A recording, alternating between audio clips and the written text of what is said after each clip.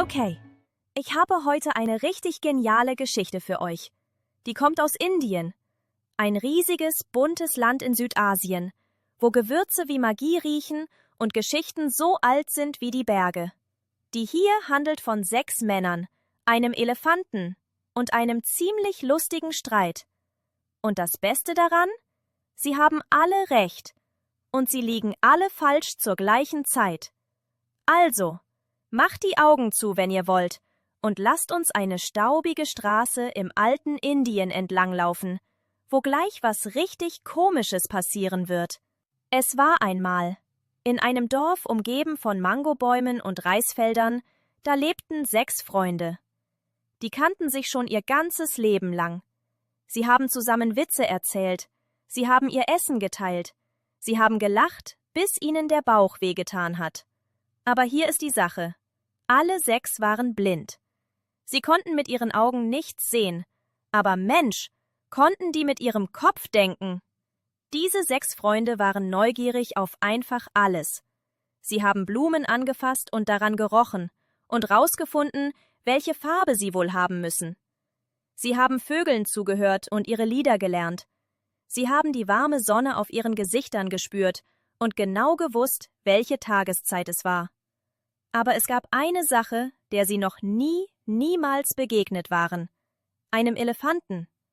Sie hatten natürlich von Elefanten gehört. Die Leute im Dorf haben die ganze Zeit über sie geredet. Diese riesigen Tiere, die schwere Lasten tragen können und Wasser spritzen und so laut trompeten, dass der Boden wackelt. Aber wie fühlte sich ein Elefant eigentlich an? Was war ein Elefant wirklich? Die 6 Freunde haben sich das ständig gefragt. Und dann, eines Tages, oh, was für ein Glück, kam ein Händler mit seinem Elefanten durchs Dorf. Das riesige Tier hat genau auf dem Dorfplatz angehalten, um aus dem Brunnen zu trinken. Die 6 Freunde haben den Tumult gehört. Leute, die nach Luft geschnappt haben, und Kinder, die vor Freude gequiekt haben. »Was ist los?« haben sie gefragt. »Hier ist ein Elefant«, hat jemand geschrien. »Ein echter, lebendiger Elefant.« Die 6 Freunde haben sich angeguckt. Na ja, sich zueinander gedreht eher. »Das ist unsere Chance«, sagte der erste Mann. »Los, lasst uns rausfinden, was ein Elefant wirklich ist.« Sie sind zum Platz geeilt. Ihre Gehstöcke haben getippt. Ihre Herzen haben vor Aufregung gepocht. Der freundliche Händler hat sie kommen sehen und gelächelt. »Ihr wollt meinen Elefanten kennenlernen? Nur zu, er ist sehr sanft. Fasst ihn an und lernt.« Also haben sich die 6 Freunde um den Elefanten versammelt. Jeder hat die Hand ausgestreckt und das erste Teil berührt, das er erreicht hat. Die Hände des ersten Mannes sind auf der breiten, flachen Seite des Elefanten gelandet. Er ist mit seinen Handflächen drüber gefahren. Fest wie eine Wand, warm und rau. »Aha«, rief er, »ein Elefant ist wie eine Wand. Flach und stark und unmöglich umzustoßen.« Der zweite Mann hatte den Stoßzahn des Elefanten gepackt. Der war glatt und hart und gebogen und spitz. »Wovon redest du?«, sagte er. »Ein Elefant ist ganz offensichtlich wie ein Speer, lang und scharf und gefährlich.« Der dritte Mann hat den langen, beweglichen Rüssel des Elefanten gestreichelt. Der hat sich gewunden und in seinen Händen gezappelt, als hätte er ein eigenes Leben. »Ihr liegt beide völlig falsch«, lachte er.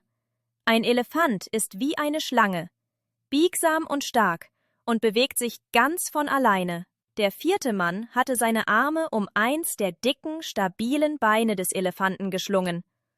Rund und fest, im Boden verwurzelt. »Seid ihr alle verrückt?«, erklärte er. »Ein Elefant ist eindeutig wie ein Baum. Ein großer, dicker Baumstamm, den man niemals umstoßen könnte.« Der fünfte Mann hat das riesige, schlabbrige Ohr des Elefanten gefühlt. Es war dünn und breit und bewegte sich sanft in der Brise. »Keiner von euch weiß, wovon er redet«, beharrte er. »Ein Elefant ist wie ein riesiger Fächer, flach und breit und perfekt, um eine Brise zu machen.« Und der 6. Mann? Der hatte den Schwanz des Elefanten gepackt. Der war dünn und wie ein Seil mit einem kleinen Büschel am Ende. »Ihr seid alle total durchgeknallt«, schrie er. »Ein Elefant ist wie ein Seil, lang und dünn und perfekt zum Festhalten.« »Na ja.« Ihr könnt euch vorstellen, was dann passiert ist. Die 6 Freunde haben angefangen zu streiten. »Es ist eine Wand.« »Nein, es ist ein Speer.« »Ihr liegt beide falsch, es ist eine Schlange.« »Baum.« »Fächer.« »Seil.« Sie wurden immer lauter und lauter, jeder absolut sicher, dass er recht hatte. Ihre Stimmen haben über den ganzen Dorfplatz gehallt. Der Elefant stand einfach nur da und dachte sich wahrscheinlich, dass Menschen wirklich sehr seltsam sind. Schließlich ist der Händler vorgetreten. »Meine Freunde«, sagte er freundlich, »ihr habt alle recht.« Die 6 Männer haben aufgehört zu streiten und sich zu seiner Stimme gedreht. »Was?«, sagten sie zusammen. »Ihr habt alle recht«, wiederholte der Händler. »Aber ihr liegt auch alle falsch.« Er hat sanft erklärt, die Seite des Elefanten ist wie eine Wand. Sein Stoßzahn ist wie ein Speer. Sein Rüssel ist wie eine Schlange. Sein Bein ist wie ein Baum. Sein Ohr ist wie ein Fächer. Und sein Schwanz ist wie ein Seil. Ihr habt jeweils ein Teil des Elefanten berührt und geglaubt, dass dieses Teil der ganze Elefant ist. Aber ein Elefant ist all diese Dinge und so viel mehr. Die 6 Freunde wurden ganz still. Dann, langsam, haben sie angefangen zu lächeln. »Oh«, sagte der erste Mann leise. »Ich verstehe«, sagte der zweite. »Na ja, das macht Sinn, oder?«, sagte der dritte. Und dann haben sie alle losgelacht. Kein gemeines Lachen, sondern die Art Lachen, die kommt, wenn man was Wichtiges und Lustiges zur gleichen Zeit kapiert. Sie hatten sich gestritten, wer Recht hatte, obwohl eigentlich alle Recht hatten. Sie hatten nur nicht aufeinander gehört. Von diesem Tag an, wann immer die 6 Freunde sich über was uneinig waren, haben sie sich an den Elefanten erinnert. Sie haben innegehalten und gedacht, vielleicht sehen wir beide verschiedene Teile derselben Wahrheit. Sie haben einander aufmerksamer zugehört. Sie haben mehr Fragen gestellt. Und sie haben sich daran erinnert, dass die Welt groß und kompliziert und wunderbar ist. Und keine einzelne Person kann alles auf einmal sehen. Wisst ihr, was ich an dieser Geschichte liebe? Sie erinnert uns daran, dass jeder die Welt ein bisschen anders erlebt. Was dir offensichtlich erscheint, kann für deinen Freund völlig anders aussehen. Und das heißt nicht, dass einer von euch falsch liegt. Es bedeutet nur, dass ihr verschiedene Teile derselben großen, schönen Wahrheit seht.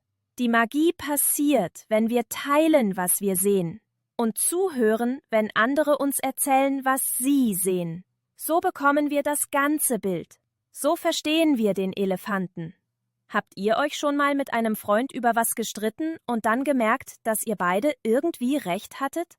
So fühlt sich Verstehen an. Kommt bald wieder, Entdecker. Es gibt so viele Arten, die Welt zu sehen, und ich will sie alle mit euch teilen.